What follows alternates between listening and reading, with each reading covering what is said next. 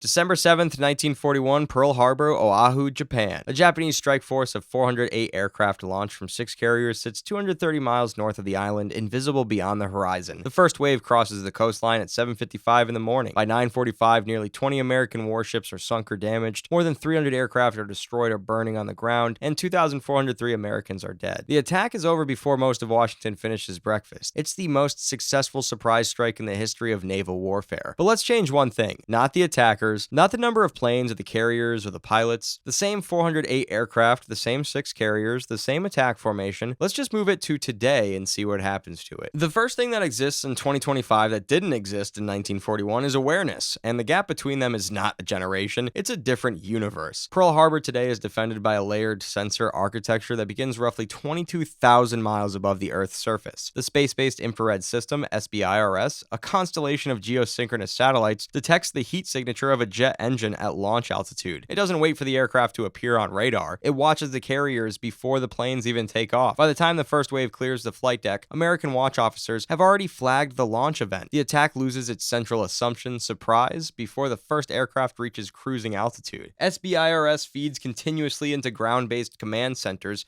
at Buckley Space Force Base in Colorado and integrated military operations centers across the Pacific. The detection is not analog. It is instantaneous, digital, and automatically correlated with predictive threat modeling. The system doesn't just say that aircraft launched, it calculates within minutes the likely target area, the strike vector, the time of arrival. That information cascades through tactical operations centers at Indo-PACOM headquarters and directly to the Pearl Harbor base commander. Before a single Japanese aircraft in this scenario crosses the international dateline, American command authorities have tasked assets, launched early warning radar planes, and alerted the Combat Air Patrol. The warning time in 1941 was measured in minutes. The warning time in 2026 is measured in hours. Pearl Harbor today also has something the base in 1941 demonstrably lacked: functional air defense radar with teeth behind it. The original attack succeeded partly because an Army radar station at Opana Point actually detected the incoming first wave at 7:02 a.m. The information got dismissed. That failure does not repeat. Modern Pearl Harbor hosts Aegis-equipped surface combatants, and the AN/SPY-6 air and missile defense radar, the most capable phased array system the Navy has ever deployed, can simultaneously track hundreds of airborne targets across hundreds of miles. It does not dismiss contacts. It classifies them automatically and begins targeting sequences without waiting for a phone call to go through. The SPY-6 is networked. It shares data in real time with every other Aegis-equipped vessel in theater and with shore-based air defense command centers. A contact appearing on one ship's radar appears simultaneously on the tactical display of every integrated air defense system in the harbor. The system is redundant by design. Even if one radar fails, the others maintain coverage. The fire control computers aboard each destroyer and cruiser cross-check targets and share engagement solutions. This is not a siloed defense. It's a unified combat system where every sensor feeds every weapon. A Japanese strike package trying to exploit gaps between defensive zones encounters a defense architecture with no gaps. Now let's talk about the attackers. The Japanese strike force in 1941 consisted primarily of Mitsubishi A6M0 fighters, Nakajima B5N torpedo bombers, and Aichi D3A dive bombers. Their cruise speed runs roughly 180 miles per hour. Their maximum range is calculated precisely to the mission. They fly in coordinated waves. It's an extraordinary operational planning for 1941. In 2026, 408 propeller-driven aircraft flying in formation from 230 miles out are not a strike package. They're a targeting solution. The SPY-6 picks them up well before the Oahu coastline. F-22 Raptors at Joint Base Pearl Harbor Hickam are airborne on alert status. The intercept geometry isn't complicated. The F-22 Raptor cruises comfortably at Mach 1.8 supersonically without using afterburner. The incoming Japanese aircraft reach roughly Mach 0.24. The closing speed between an F-22 and a Zero is not a dogfight, it's arithmetic. Each F-22 carries AIM-120 AMRAAM missiles with a range exceeding 100 miles and AIM-9X sidewinders for anything that survives to closer range. The AMRAAM is fire and forget. The pilot launches, turns, and is already acquiring the next target before the first missile hits. Against a formation of 183 propeller aircraft flying in a straight line, the engagement sequence is less a battle than an accounting problem. Modern air superiority systems allow pilots to monitor multiple targets simultaneously through helmet-mounted displays and cooperative engagement networks. A single F-22 pilot can call weapons for wingmen. Two F-22s operating as a pair can orchestrate engagement of targets across attack tactical volume the size of a small state. The data link systems allow perfect information sharing. There is no friendly fire accident waiting to happen because every aircraft knows exactly where every other aircraft is and what it's targeting. A Japanese pilot in a Zero from 1941 had no radio direction finding, no identification friend or foe system, no way to even know an F-22 was approaching until visual contact. The missile arrives first. The numbers matter here. The first wave carries 183 aircraft. The 19th Fighter Squadron at Hickam alone can put multiple F-22s airborne within minutes of an alert. A single F-22 can carry 8 air-to-air missiles. 2 F-22s can mathematically threaten more aircraft than one entire Japanese attack wave, from distances those aircraft cannot reach, at speeds those pilots cannot track. The historical irony is precise. The same type formation discipline that made Japanese aerial coordination so effective in 1941 creates dense target clustering in 2026. The AMRAAM's active radar honing doesn't require a lock before launch. It prefers crowds. But let's be honest, shooting down 408 aircraft is not the same as doing it cleanly before any of them reach the harbor. Some get through. This is where the second layer matters. The ships berthed at Pearl Harbor today are not the same ships that sat in Battleship Row in 1941. An Arleigh Burke-class destroyer running Aegis carries 96 Mark 41 vertical launch system cells loaded with standard Missile 6 interceptors with a range of 130 plus miles and terminal accuracy measured in meters. It doesn't need the Japanese aircraft to close. It engages them well out over open water. A Burke's Phalanx close-in weapon system fires 4,500 rounds per minute against anything that makes it to short range. The last line is the ship's own hull. A Type 99 carrier bomber dropping an 800-pound bomb onto a modern destroyer's hardened steel deck is not a guaranteed kill. Not even close. There's a version of this where the attack completely fails to put a single aircraft over the harbor. The sensor chain catches the carrier launch. E-2D Hawkeyes from carrier, air wing operations, or shore-based patrol aircraft are tracking the strike package as it forms up. The F-22 intercept vector is already calculated. The first Japanese aircraft never makes it across the halfway point. It's not a battle, it's an intercept. 230 miles is a long way to fly when the other side has known you were coming since takeoff. But let's also consider what the attackers could do with today's technology to help themselves. The 1941 strike force relied on surprise and the defensive blindness of the era. Replace those 408 aircraft with a modern equivalent and the scenario shifts entirely. Hypersonic anti-ship missiles like China's YJ-21 traveling at Mach 10 with mid-course maneuvering capability give defense systems roughly 90 seconds of reaction time after acquisition. A saturation strike combining hypersonic missiles with drone swarms to exhaust interceptor magazines before the primary weapons arrive is a doctrine that genuinely challenges modern defense. That is the threat Pearl Harbor planners actually worry about today. Not the original attack, the modernized version. The submarine dimension matters too. The original attack paid no attention to Pearl Harbor's submarine base. A 2026 aggressor would not make that mistake. Virginia-class submarines operate from Pearl Harbor and they represent offensive reach that no surface fleet can simply ignore. But the flip side is that modern undersea threats, including autonomous underwater vehicles capable of persistent harbor surveillance, represent a category that 1941 planners never imagined existed. Unmanned underwater vehicles can map harbor defenses, identify submarine berths, and in future configurations potentially deliver payloads without a single human being aboard a vessel anywhere near the target. Cyber warfare runs beneath all of this. The 1941 attack was entirely kinetic. A modern equivalent begins weeks or months before the first weapon moves. Critical infrastructure access, power grid vulnerabilities, communication jamming, GPS spoofing across the harbor approach corridors. A sophisticated adversary doesn't send 408 aircraft into active air defenses without first trying to blind the radar network, corrupt the command and control software, or insert access into the base communication systems. The attack that hits what it's aiming at is the attack that was preceded by one the defenders didn't notice. What the original attack got fatally wrong, beyond surviving aircraft carriers at sea, beyond leaving the fuel depots and submarine docks intact, was the underestimating of institutional resilience. Tactical success produced strategic catastrophe. In 2026, a repeat attack, even one that landed meaningful blows, would trigger a response architecture that 1941 Japan never had to contend with. Space-based command and control systems, hardened communications, dispersed logistics networks, rapid global deployment capability from multiple theater commands. Destroying ships in a harbor in 2026 does not cripple a fleet the way it did in 1941. The fleet doesn't live only in that harbor anymore. The modern Pearl Harbor scenario that defense analysts genuinely treat as serious looks nothing like December 7th. It doesn't begin with aircraft over the harbor. It begins with satellite interference, undersea cable disruption across the Pacific, pre-positioned malware activating inside base networks, and a hypersonic first strike compressed into a timeline too short for layered defense to fully resolve. The 1941 attack was audacious, coordinated, and brilliantly executed within the technology of its era. In 2026, those same 408 aircraft launching from those same 6 carriers at those same coordinates would be detected, tracked, and engaged before the pilots could even see the island. The carriers themselves would not survive the counterattack. A Pearl Harbor that knows it's coming doesn't just defend, it responds. And the response does not wait for the aircraft to turn around.